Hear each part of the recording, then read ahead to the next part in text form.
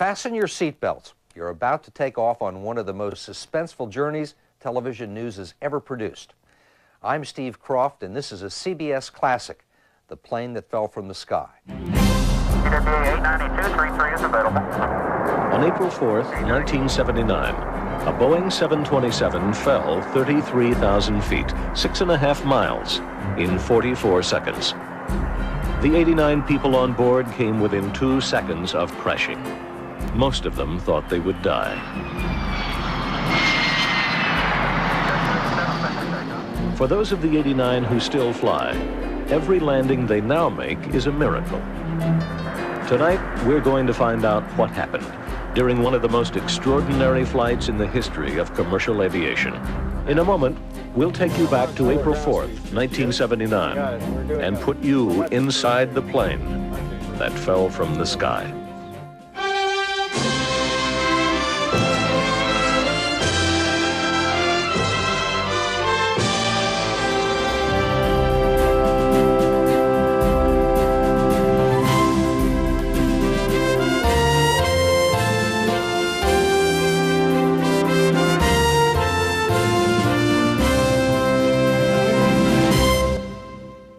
Air disasters are nothing new, but when TWA Flight 841 happened, television found a new way of bringing that kind of story to life and showing what happens to those who survive.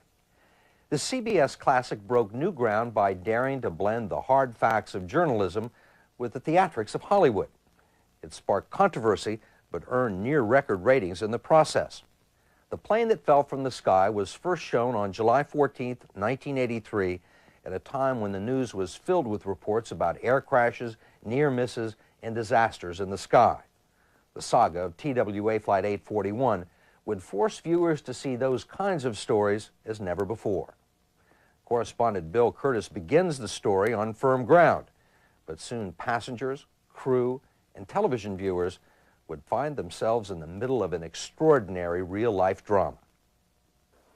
This is where it started, JFK Airport, New York, where TWA 841 originated on a clear spring evening in 1979.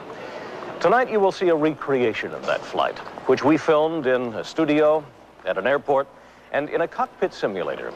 We flew the 3-man flight crew and 39 of the 82 passengers to these locations, so they could show us what happened when their 14-year-old 727 fell out of the sky. It is not necessarily the version of the National Transportation Safety Board or the Federal Aviation Administration or the Boeing company. This is what the flight crew members and the passengers have told us. Except for the flight attendants who work for another airline, all the people you will see in this recreation were on TWA 841 that night. And all the words you will hear are their own. The passengers boarding Flight 841 from New York to Minneapolis were a typical mix of people traveling for business and pleasure, of novice and experienced flyers. The Andrettas were returning from a funeral in Italy, Deborah Price from an archaeological conference in London, the Rushers and Gaultiers from a vacation in Spain. Oh, just fine. Okay, a little late, aren't we? I'm sorry, yes, we are. Holly Wicker, an adoption escort, was traveling with orphan children from Calcutta. Seeing the children through the long, strange flight to their new homes in Minnesota, Holly and Cheryl Fisher had just taken charge of the children in New York. Excuse me, you're going to need to buckle her in. The children were tired in that they had been in the air for a long time, but they knew they were going to their new moms and dads at that point, and so they were excited. I was expecting a larger plane. Up close, that particular plane looked kind of old and beat up. It looked like a real Model T 727. Salty, 20-year-old airplane. Certainly not a new piece of equipment. There was plenty of time to settle in. Dr. Fair thought about the only copies of his research notes for a speech he was to give the next morning. Fred Rusher noted that the flight number, 841, was the same as the address of the house he was born in. Shell and Louise Roberts talked about the baby they expected in a few months. Patricia Moss Morgan's horoscope that day advised against travel. Roger Peterson was a little bit nervous. I always remember thinking, when I get on a plane, you know, is anything going to happen? We hadn't flown since we got married. I loved flying. In fact, when I was very young, I thought maybe I'd even be a stewardess. I think that probably was the last person to board. I thought I missed the plane. I just have been a person that has tried to let my head rule my fears, and so I've always known that flying is by far the safest way to travel. Come and check. Brakes. For the crew, 841 was just one more leg on a flight package which began the day before in Los Angeles and took them to Phoenix, Albuquerque, Amarillo, Wichita, Kansas City, Chicago, Columbus, and Philadelphia. Normal. They had rested a while at Kennedy Airport and picked up this 727 for the night flight to Minneapolis. The plane that we picked up was dirty, filthy, and it was going to be night, so I cleaned up the cockpit as best I can. We were on the second day of the trip at this point, so we know each other pretty well by this time. I've flown with Scott a few times before, and I've never seen Gary before. Scott was a nice guy, first rate from where I was at. Hoot was the first one to say, I've been on the plane for just a few months. If you see me doing anything wrong, let me know. A little bit, because this is my first trip back on this airplane for a long time. So just keep an eye on me. Kennedy Ground Control, this is PWA 841. We notice an awful lot of lights out here ahead of us. We just wondered where we are in line for takeoff. Number 27, all right. We were about 2.5 hours late before we actually departed Kennedy.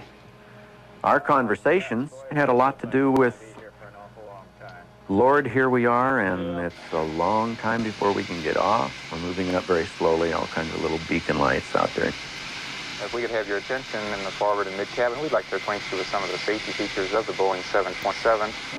Your seat's equipped with a metal-to-metal seat belt. When the flight attendants gave their demonstration, I didn't pay close attention at all because I'd been through it once already that day and a couple times earlier that week. We thank you for your attention and hope you have a pleasant flight. I thought it would be interesting to write to my son about the takeoff. We look out and all we can see are little blue lights in the middle of complete blackness.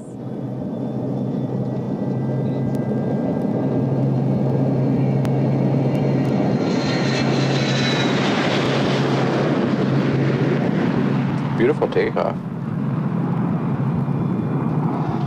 Power on those engines, that's the best part of the whole flight. Well, here we go. We are climbing, and we're going up so high. We're still climbing. My ears are popping, and I have to keep swallowing, but I am okay. Dad and I do wish you could be with us. Stewardesses are now preparing hot trays of food for everyone. But frankly, I think I'll turn down the food. I'm going to rest for now, and I'll let you know how the landing takes place. The older children were pretty hungry by then, and we were sort of waiting to see which American foods they were going to accept and which they were going to reject. A little bit. We climbed to 35,000 feet, and we were in the clear. Sure is smooth to have a wind that strong. At that altitude, we were experiencing a considerably heavy headwind. I did a ground speed check. It looks like we've got about 100 to 110 knot loss here at 350. Hey, Gary, why don't you tell me when we're lining up for 39 and we'll go on up. When it came time, I said, you know, it's time to roll. We can go up to 39. Anytime you want. Roger. Third, TWA's 841 is cleared to flight level 390. Ladies and gentlemen, this is the captain. We've been cruising at 35,000 feet and experiencing headwinds of about... He did tell us he was going up to 39,000 feet. And I got up and left my seat and went to the bathrooms. We'll be climbing up there shortly. Thank you. My husband, being a smoker, decided that he was going to go back of the plane and smoke.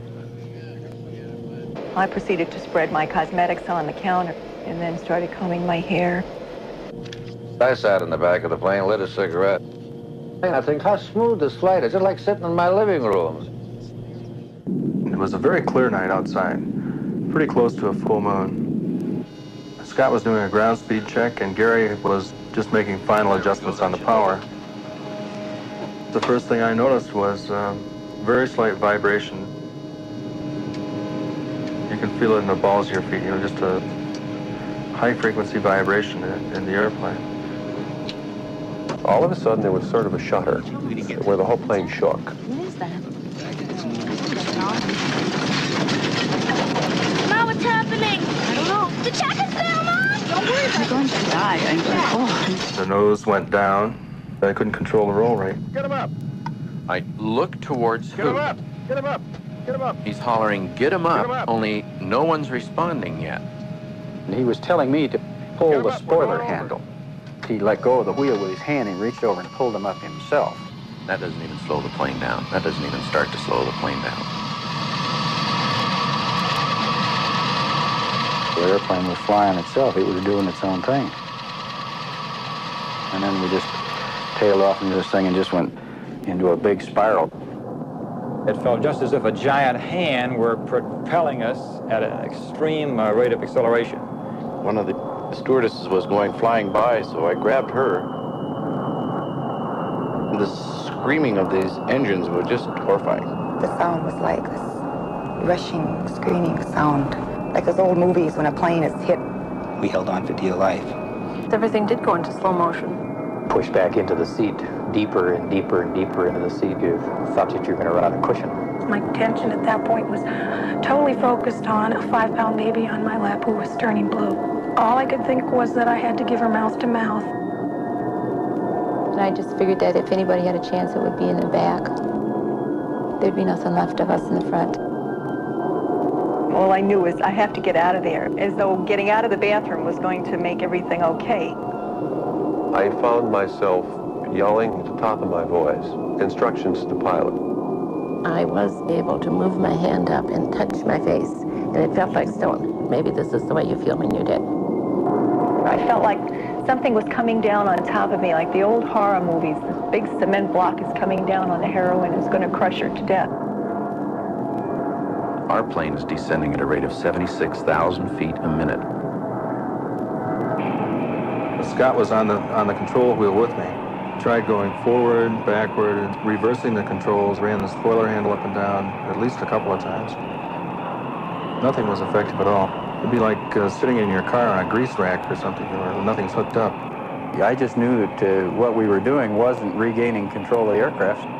And I literally say to myself, my God, it's all over. I wonder what it's going to feel like to hit. I think we just accepted the fact that everybody was going to die. So I asked the Lord if he wouldn't save all the passengers in the plane, perform one miracle. All human beings have an end. This is mine, and I found myself ready for it. I won't feel any pain. It'll just be lights going out. I knew I was going to die alone. I said, I love you, Lord. Please make it fast. I shut my eyes and expected to hit the ground. The first thing that came into mind was the landing gear. I held my hand out, and Captain saw it, and he said, yeah, gear down, and I put the gear down. Suddenly, the plane is reacting. And the G-forces on the plane are increasing so fast. Oh God, no, I'm going black in the middle of an emergency. Come on, baby, pull it out. Come on, baby, pull it out. Pull this sucker out!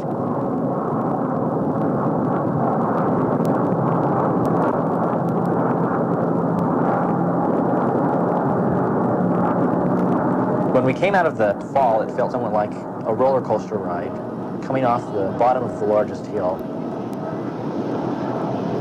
We came out of the clouds 50 degrees nose up. The next thing I recall is coming back out of semi-grayness. Easy, 45-degree. Bring it down just a little bit. Easy. We're in a 45-degree left bank turn. I couldn't read the instruments because they were shaking so bad, but Gary was telling me airspeeds, attitudes, and everything. Don't go negative. Bring it down. That's it. Look at her. Mrs. Merrill had fallen out of the restroom, and she appeared to be unconscious. And I had no idea where I was or what had happened. I was just in a fog. She appeared to be in a state of shock. She was staring straight ahead. I don't think she was seeing anything. Floyd Carlson, he had a screwdriver sitting on the arm of his chair, and we went through that whole dive in that thing, and that drink never spilled or nothing. I started shaking all over, Jane. Couldn't control the shaking. I was crying the whole time, hysterically. I turned to the woman and said, "We may have to do something, and I'd like to be able to hear what it is." She shut up like a faucet. Ladies and gentlemen, I'm sure it's been very apparent to everybody that we've had a slight problem. We're going to be pretty busy up here for the next few minutes, and we'll get back to you as quickly as we can. Almost immediately was when Gary said, well, we've lost the System A hydraulics. Down, pressure's down. Okay, I'm going to fly the airplane. And Captain Gibson said to us, okay, I'll fly the airplane and you guys deal with the emergencies. The air traffic controller had already said something, and so I told him to stand by. We'd be with him in a minute we had a problem. I can't hear you. I can't hear you. You're going to have to... Scott and I are screaming If System A, turn the both emergency pumps procedures. depressurize The and fluid check is quantity. zero. The fluid is zero. It's all the way down. System A, both pumps are going to depressurize. I came back and sat next to her. I said to him, Art, where in the world have you been? If we go down, we should go down together. Go back there to have a smoke. I bet if you asked any person in that plane if they had a parachute, would they have jumped? Everybody would have said yes. We talked about where we were going to go to land the airplane. You guys take care of the checklist. We finally decided we were going to go to Detroit because that was a TWA facility. Detroit sounds fine to me. The heave was having a great deal of difficulty keeping it level. And I reached over, and the three of us held hands, and we said the Our Father. Thy will be done on earth as it is in heaven. Give us this day our daily bread, and forgive us our trespasses. I have a feeling that there was an awful lot of prayers in that plane. And deliver us from evil. There were a lot of people who were very silent, who were living through this very much by themselves. Everybody seemed to be making their own peace with God. Crank nose gear down. We had 3 red lights, which means the gear is unsafe. It's not locked. Boy, do I feel it. But when we crank the nose gear down, all the buffeting goes away. 5 turn. Green light. Green light. Okay, All Gary, right. get one I of the told flight Gary attendants up here. to brief the flight attendants. Prepare him for the worst. All of a sudden, we heard a bell ring, and then all the attendants rushed into the galley and pulled a curtain. Okay, listen, we got to get the cabin ready for emergency landing. And I was trying to listen to hear what they were saying to the galley, and I couldn't hear, but... Got 8 minutes to do it, you understand? Okay, let's go. Let's get They came out, and they were very businesslike, very stern-faced. And it will be with me for the rest of my life.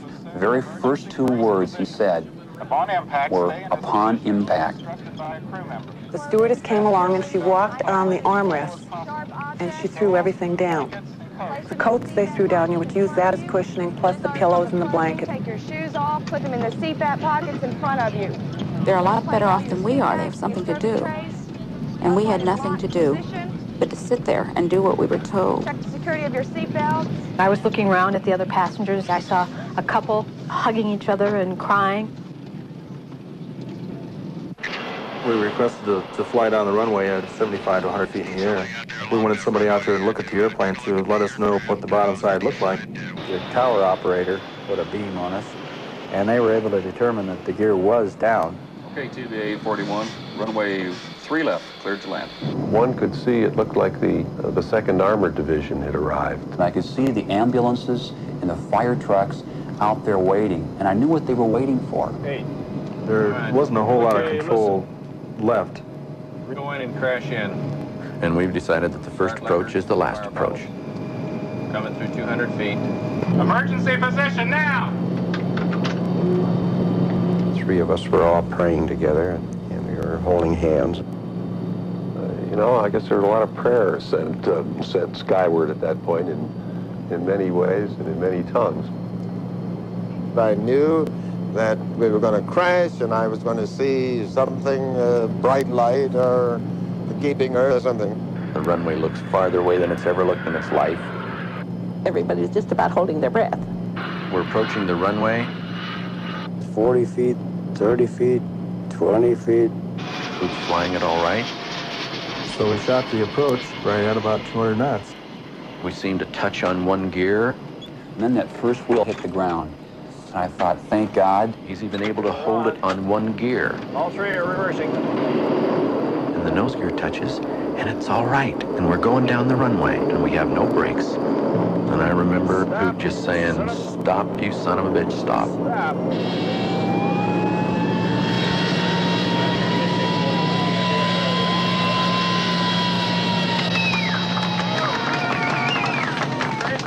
See, everybody was just whistling and shouting and applauding. There was a tremendous sigh of relief. Praise the Lord. They were home. As we walked out of the airplane, The stewardess that I grabbed a hold of, I gave her a hug as we left. The door of the front cabin was Thank ajar. you for bringing us in. That was a remarkable job. Thank you, sir. The two members of the crew were sitting and staring straight ahead, almost as if they were in shock. I felt very much like kissing the earth. I was glad to get on terra firma. It was unbelievable that here it is. But we're just happy to get our feet back on the ground again. The minute I got off that plane and stepped onto the first step, I knew we were all right. It appeared to me as if a bomb had exploded underneath the plane. There was kind of a hole. I can't believe that landing gear wire didn't collapse. We never imagined that it was possible to get the thing on the ground in one piece. On this night, they were heroes. But it would be only a matter of days before the federal investigators' questions would begin to cast doubt on the crew's story. In a moment, we'll return with a look at that investigation.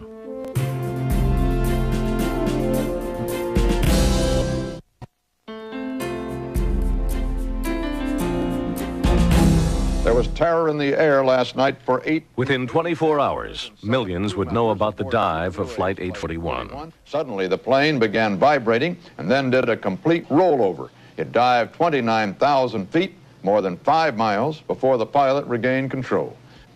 Federal aviation officials today are seeking the reason for that bizarre accident. 8 days after the dive, Les Campshire, the chief investigator of this case for the federal government's National Transportation Safety Board, called the crew to an open deposition in Inglewood, California. All the interested parties were there. ALPA, the pilots' union, TWA, the carrier, Boeing, the manufacturer of the 727, the Federal Aviation Administration, and the press. When the airplane rolled the first time, the nose dropped considerably. So when it rolled a second time, the nose dropped considerably more, and then... It was the pilots' first and only chance to tell their story before an official body. But instead of probing the pilot's version of what happened, the questioning focused on an unexpected issue, the cockpit voice recorder. The cockpit voice recorder indicates an erasure. Did you erase the recorder? Not to my knowledge. Did anyone erase the... I didn't see anybody erase it. But it was erased, and that made the investigators suspicious. Was the crew trying to hide something? Would you agree with me, sir, that this investigation is handicapped by the absence of a cockpit voice recorder? Nobody wishes more than I do that we had this thing, because what it would have done, it would have made the two crew members that worked with me, it would have made them look really good because they did a real professional job, and I wish that we had this information also. Well, sir, would you at least agree with me that whatever information was on that cockpit voice recorder, this investigative body, will never know? The erasure was a turning point. Soon after this meeting, Chief Investigator Campshire told Aviation Consumer Magazine, "I assume they're hiding something. I just can't prove it. I'm satisfied there was nothing wrong with the airplane." The NTSB said he was misquoted, but the pilots were convinced he had made up his mind against them. Did Hood Gibson press this button and erase the tape recorder? It was never determined, but the pilots don't think it should matter. Throughout the airline industry, they were routinely erasing the tape after every flight. They believed that it was made for fatal crashes only. 841 didn't crash. And why so much made of a tape recording, they asked, that erases itself every 30 minutes and wouldn't have included the dive anyway because it took 45 minutes to land at Detroit? Still, the investigators couldn't help wondering, was there something incriminating on tape? An assumption that infuriates co-pilot Scott Kennedy. You find out, we certainly didn't have time to sit here and work up some kind of a lie. We just had our hands full of a very sick airplane at night. Investigators inspected that sick plane in Detroit the day after. The underside was torn. The landing gear was hanging loose. But the most obvious damage was a gaping hole in the right wing. The leading edge slat, number 7, was missing, and the inside part that makes it extend and retract, called the actuator, was gone. The National Transportation Safety Board asked Boeing, the plane's manufacturer, to conduct tests. Once again, the pilots take exception. To them, Boeing is not exactly a disinterested party. To have Boeing conduct your investigation for you as to what went wrong with the airplanes, like putting Dracula in charge of the booking. Is it a common practice to have the plane's manufacturer do the tests on the plane as happened in 841? Yes, it is, and with most of the time. Now, and the reason for that is the depth of technical knowledge of... Boeing declined an interview, so we asked C.O. Miller, former director of the National Transportation Safety Board's Bureau of Aviation Safety, about the policy of having a manufacturer to its own plane. Wouldn't one expect them to protect the airplane? Again, to some degree, I'm sure. What did Boeing find? They found evidence of misalignment and metal fatigue here in the number 7 slat. But the chances that it somehow extended on its own at 39,000 feet because of a crack in the actuator, the part that pushes it in and out right here, were impossible.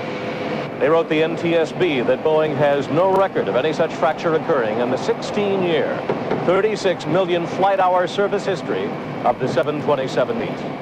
Are you satisfied with the Boeing contention that it's impossible for the actuator to have extended independently because it had never happened before? Absolutely not. That is the most violent affront on logic of safety engineering I've ever seen.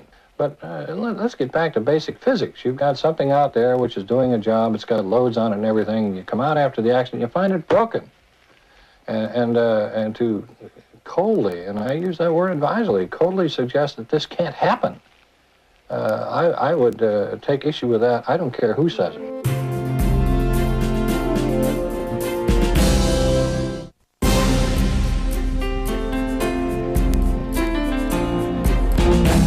Boeing placed the blame here, in the cockpit. They suggested that pilots Gibson, Kennedy, and Banks tried to increase the plane's airspeed by using an unauthorized procedure. At the time, there was shop talk among pilots that airspeed could be increased by extending the flaps slightly. So Boeing theorized that the pilots tried to extend the flaps in mid-flight by pressing 2 buttons here and 1 at the rear of the cockpit. If that is what the crew did, the procedure proved disastrous. The plane rolled to the right, turning over once. And during the second roll, it went into a nose-down spiral heading straight for the ground, falling 33,000 feet in less than a minute. The maneuver, which they claim caused the dive, is labeled the Boeing scenario. Had you ever heard of that scenario or that kind of practice before? No, I never had. In fact, the first time I heard of that was about 3 weeks after the incident when the National Transportation Safety Board began to leak that information out to aviation publications, and I didn't even know what they were talking about. Nobody's going to go up there, and not with 80-some passengers. They're not going to go up there and screw around. What would you have done if Hoot had done the maneuver, the scenario? I would have probably turned him in at the earliest opportunity as fast as I could. Have no problem with that one. The Boeing scenario was a theory only, and both TWA and the pilots union demanded it be withdrawn from the report because it went beyond what Boeing was instructed to do, conduct physical tests. Boeing complied and took it out of the report in November of 1979. But the NTSB investigators would not forget it. A year and a half later, when they met here to issue their final report, the Boeing scenario was adopted. The crew's manipulation of the controls, it said, was the probable cause. Now, it was official. It was the crew's fault. We wanted to ask the NTSB and Boeing what evidence supported their conclusion. They refused an interview because of pending lawsuits. However, but safety investigator Jim McIntyre, speaking for the Airline Pilots Association, thinks the report went beyond what the NTSB could prove. This conclusion is not based on any evidence. It was reached through a theoretical elimination of any possible mechanic failure. TWA Vice President for Public Affairs, Jerry Cosley, gives us the airline's view. But we don't think that Boeing's position in the thing should automatically turn the cannon on the cockpit crew. They have testified under oath. There is no evidence that they did what the NTSB in effect accuses of doing, and I think both Boeing and TWA will continue to monitor the 727 fleet closely, as do other operators, to see if anything develops downstream that will shed some light on this. But they do more than monitor their aircraft. Even though the NTSB report cleared the plane of mechanical failure, TWA and the other airlines changed their maintenance procedures to inspect for actuator cracks more often. And the government's own agency, the FAA, recommended more frequent inspections of actuators for all carriers. And what about the actuator that was on the original plane? Most of it was never found, but a portion was sent to Boeing for testing. It's now missing, discarded or destroyed by Boeing after tests. And what about the pilots? Even before the official NTSB report blamed them for the dive, the story spread throughout the airline industry that they had been fooling around, experimenting in the cockpit. They feel it destroyed their reputations. They have become bitter at the thought that TWA and their union hadn't been stronger in their support. And in their isolation, they developed their own theories about why the blame has been pinned on them. I don't know that I was framed, but I think that the crew was used as a scapegoat. If you're conducting an investigation on your own aircraft and there's a chance of it being grounded, if you got a serious problem in this area, I think the best thing you can do is run way down the street and build a great big fire and get somebody's attention while you work on your problem over here. And the fire being pointing here at the crew. 18 months after the NTSB issued its final report in this room, the pilots' union petitioned this board to reconsider its findings. The three pilots view this action as too little, too late. They have already put their case in the hands of the courts. They have filed a $20 million libel suit against Boeing, the FAA, and the NTSB to clear their names.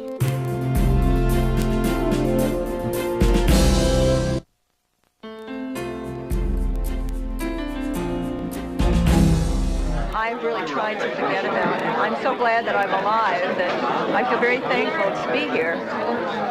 Before filming our recreation of 841's dive, we gathered the passengers together. It was the first time they could talk to each other about how the accident affected them. I've become a fanatic. I've read all kinds of things about airline safety. I get in a plane now and I do everything that you're supposed to do. I read the cards. I find out where the exits are. But you can't get in a plane. Only with Valium. But I think it's hard when you're alone. Like today I was noticing people who were alone on the plane and I'm thinking, God forbid if something were to happen like this again. How do you cope when you're all yourself? I saw a psychiatrist for about 6 months and he did a lot of good. He helped me through it. And I remember thinking something like I forgot to tell my wife that I loved her before I left. And only after this whole incident, I realized that I really didn't love her. So I got a divorce. Certainly it's made me kind of realize that any day may be the last one, so you better, live to the fullest. I stop and smell the roses along the way, much more so now than I did before. It's a rare experience to have some insight into what those poor people who are killed in crashes go through. Well, sometime at night, if I can't sleep, I think of the sounds of the plane and the way it shook. We did appreciate the fact that we were saved. That's right. I know they say it might have been the pilot's fault, but I still feel, no matter what happened, that he did bring us out of it. I'm very grateful to him.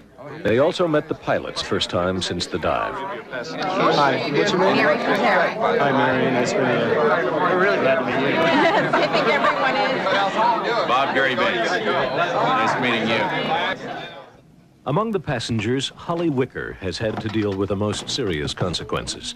Asha, the Indian infant Holly sheltered during the dive, is now a feisty 4-year-old. She doesn't remember 841. But Holly can't forget. Her whole life is changed, and seeing Asha eases the pain. Sometimes when I'm really discouraged, really I need to go and see Asha. There's got to be a reason for all this. There you go. It helps my depression a lot. She's gorgeous. She's a doll. My dad's liking a shot. She deals with depression and physical pain. Holly dates her injuries from the moment she struggled against the pressure of a diving plane to bend over and give Asha a breath. It seems to lie your head as soon as I'm done. Yep. It's all tissue damage.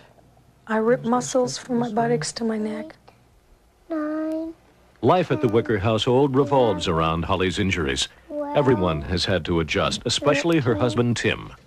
A whole set of responsibilities shifted. We have all of the house cleaning on schedule and the tasks allocated.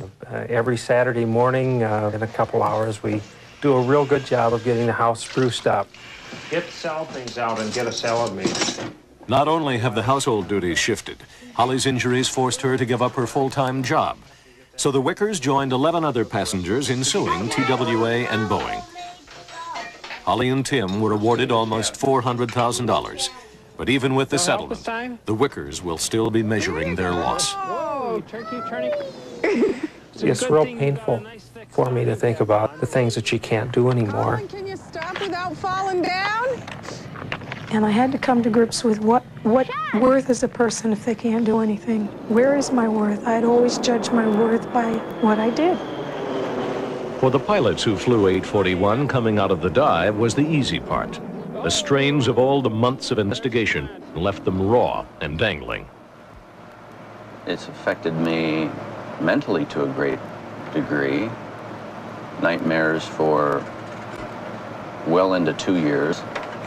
The nightmare has the captain turning around here with the magic face. Remember the show Magic? All right, with the magic face turning and then smiling, and then the face flips over into camshire. Over and over and over and over, and every time the nightmare is just as real as the worst one you ever had as a child, only you're an adult. That nightmare would eventually drive Gary Bank from the cockpit, though he flew again almost immediately after the incident. The jokes and accusations from his fellow pilots, the rumors he had to fight throughout the industry, left him nervous and jittery. He requested be put on medical leave. During the time off, TWA furloughed Gary along with other flight engineers in his seniority class. So that's a different kind of plane. That's not like the one I used to fly. The hope of any medical help from TWA was now gone. It's been a very tough haul, and I have extreme bitterness for TWA. They furlough me out on medical, they furlough me out cold. Gary resigned from TWA and moved his family to Pittsburgh, where he started a new life, teaching business at a local college. Gary was hard on himself because he was so criticized. He's coming towards you. Oh, they're coming back. Come on over here, Nay. As other pilots judged him and judged the crew, they did not judge them favorably. I think he felt people were coming at him, pointing a finger, saying, hey, you're guilty, you're everything but what you are, and that is a pilot who helped save an aircraft. I knew that he, in many ways, had really died on that aircraft. It wasn't death by flesh, of course, but he did die, and a new person was kind of emerged or born again, if you will. Almighty God, unto whom all hearts are open. I think it has taken Gary almost 4 years to really be happy with himself again. I'm pulled out of a situation that constantly reminds me of trouble, and I take on another job, and I'm feeling excellent about me. If you had a professor up here who was straight theory and not pulling in the practical side. And I drive home every day feeling good about that day's work. A bit of irony, I get a letter from the vice president of academics that says, we have another letter of recommendation from a student, keep up the good work. And yet on the other side, we save a whole damn plane of 89 people, and I haven't heard thank you yet.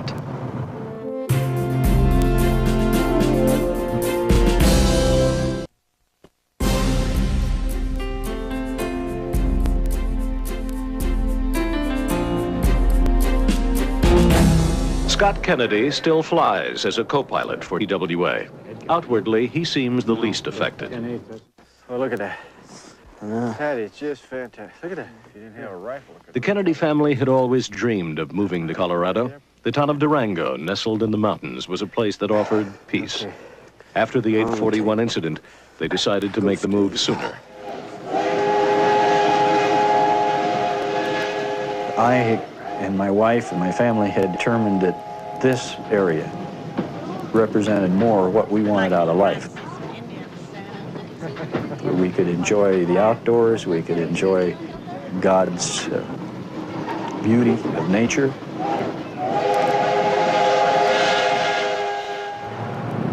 Las Vegas was Hoot's home for 14 years.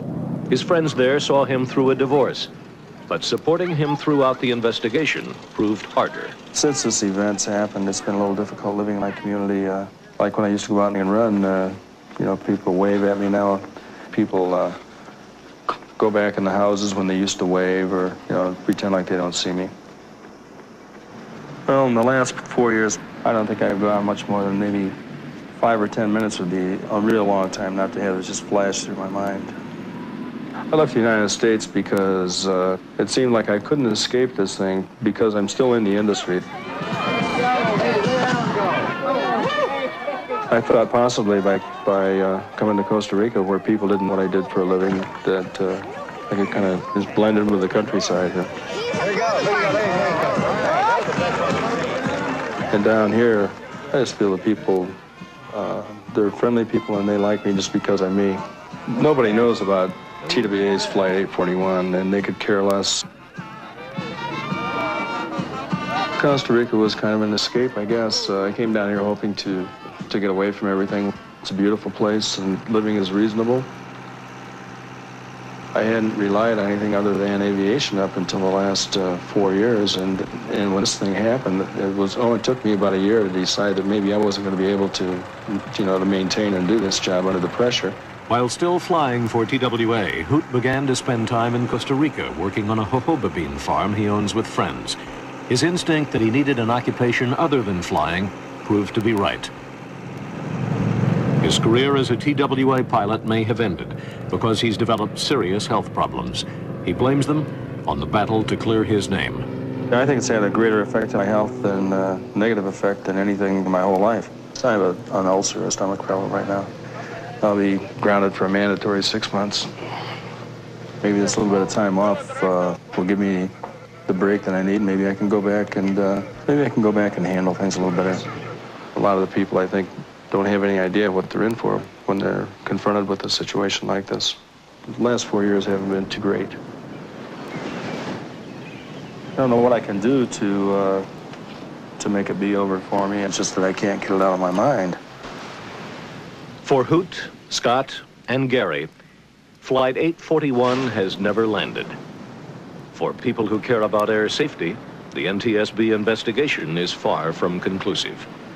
But the 727 that fell from the sky 4 years ago, it takes off and lands somewhere around the country almost every day. Transworld 483, text. To recreate Flight 841 for this documentary, CBS paid the participants for their expenses and reimbursed the flight engineer for whatever income he lost during the filming. The filming itself took 3 days on a Hollywood set, using the same vibrating platform used for the movie Earthquake. The result was described by one critic as one of the most harrowing programs since The Twilight Zone went off air. The pilots profiled continue to live in their own Twilight Zone of bitterness and anger, but they have tried to move on. Gary Banks has moved to Washington State, where he's teaching. J. Scott Kennedy continues to work for TWA these days as a flight engineer. He still resides in Durango, Colorado. Pilot Harvey Hoot Gibson retired from TWA in 1989. He told us that he hopes the case will one day be reheard and that the problem he believes caused the crash, a faulty rudder actuator, will be acknowledged and corrected. As for the lawsuits the men filed, the court eventually found that Boeing and the safety board showed no malice in their report on the incident. The lawsuits were dismissed. I'm Steve Croft, and those are the people who touched our lives from CBS Classics. And that's the way it is. And that's the way it is. That's the way it is. It's a Walter Cronkite, CBS News.